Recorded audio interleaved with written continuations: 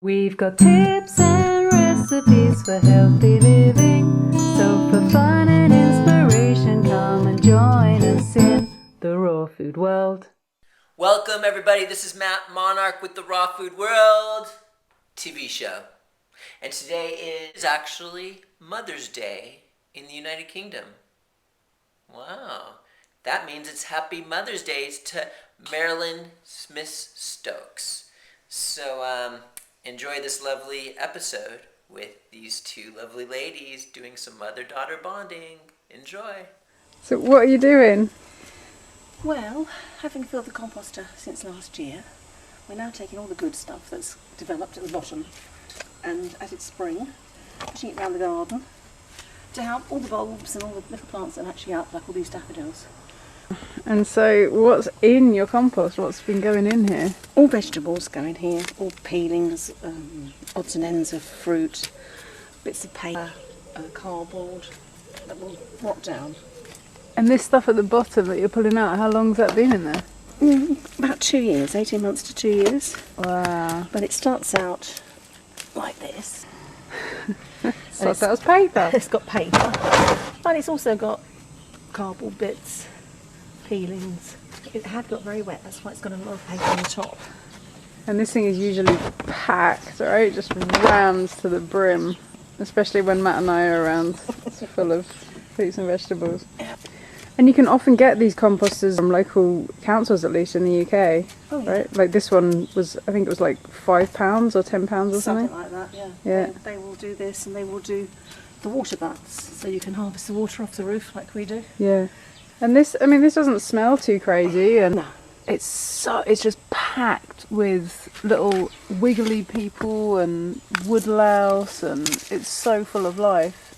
Lots of worms. And all the things that didn't quite compost, like avocado pits. These have been filled with good compost, all new compost. They've been left out all winter, and then they've had new compost put in about the first 6 to 8 inches. And all you do is make just a little line across. It's best to grow them in lines, because then you can see that they actually come up, then you can spread them out.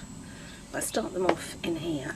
We read these amazing books called the Anastasia books, and she recommends that to germinate the seeds, you put them under your tongue for a few minutes, so that they get the impression of your DNA and your body into the seeds, and then as the plant grows, it kind of grows for you, for your genetic makeup.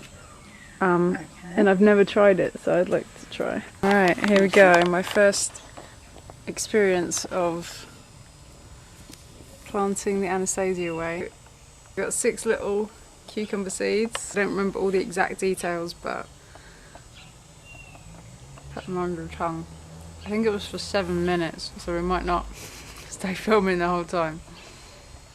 When I'm planting seeds, I always plant them north to south, and they always seem to come up so much easier if I plant them east to west. Right, so we'll have 3 lines, yeah?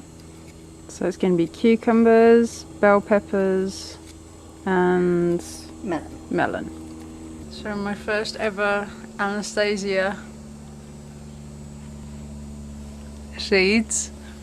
I'm going to transplant them now into the soil. Alright, there we go. 6 little cucumber seeds. And you said something about planting them on their side. Yeah. And what is that all about, planting them on their sides? Because they pop up. If you put them flat, they'll rot. They better stand a better chance of rotting. If you put them on the side, it comes out that way and will grow upwards. They just need covering over. So just knock some soil on top. Yep. Bye bye. Have fun. It's mid-March right now. April, May. So probably around in mid-May sometime. You'll actually be harvesting cucumbers. May. It's that easy.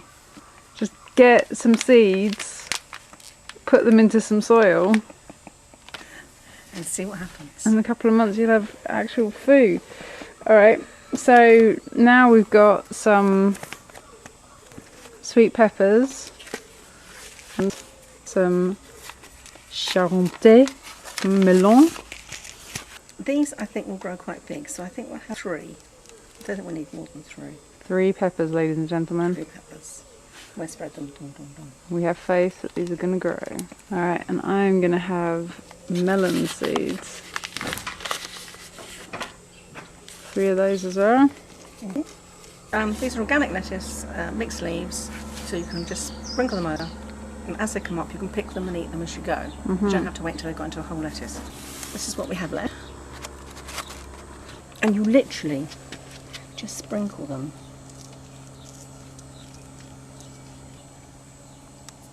Because they're so tiny, you don't want to cover them up too much because they'd be fighting to come through it. I just literally pat them in place. And I've wetted this compost before we've started, because otherwise you would wet it.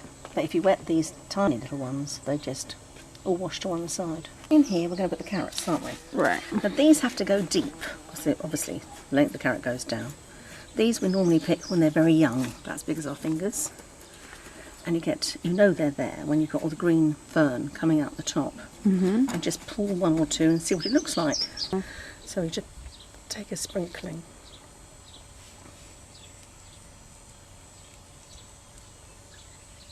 And how many of these will actually become plants, do you think? I mean, that's a lot that just went in the ground. 50 to 75% of those will grow. But you can, if you've got a lot of land, spare land to plant them in, you can start them off like this, and then go along carefully once the green comes, and take them all apart. You take a clump out and individually get ones off and plant them in your earth. Thin them out, right? Thin them right down and space them out.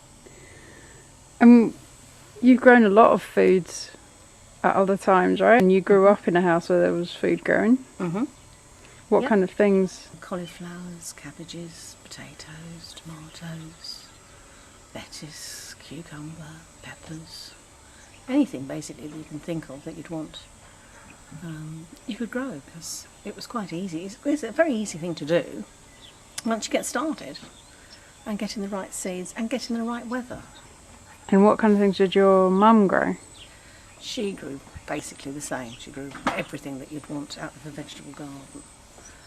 And during the war they had allotments and they grew absolutely everything that they needed. Great. You ready to go with your peppers? 3 peppers. Now, shall we put them in the middle? Sure. 1,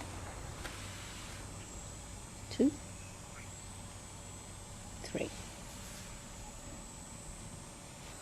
Imagine this one little pot, the amount of food that's going to be produced out of it. It's amazing.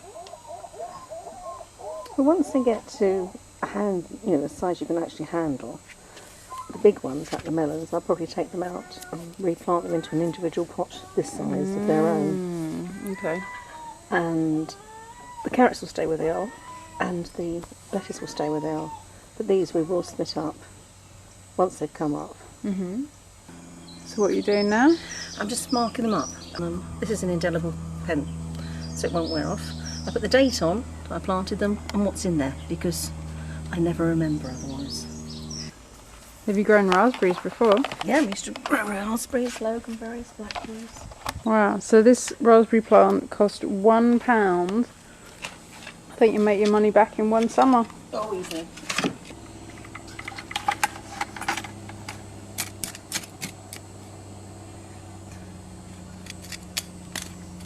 Make sure it's firm in the ground.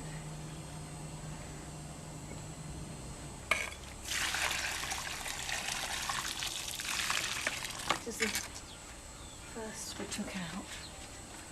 So I'll give him some of that. Enjoy. Munch away. Wow, and that's it. Little raspberry plant getting going. Great. Well, thanks for showing us around your garden. You're welcome. Very easy to grow your own food. It's inspiring. It's amazing. I hope you get some things planted soon and you enjoy the bounty of your harvest. Thanks for joining us. We'll see you again at the Raw Food World.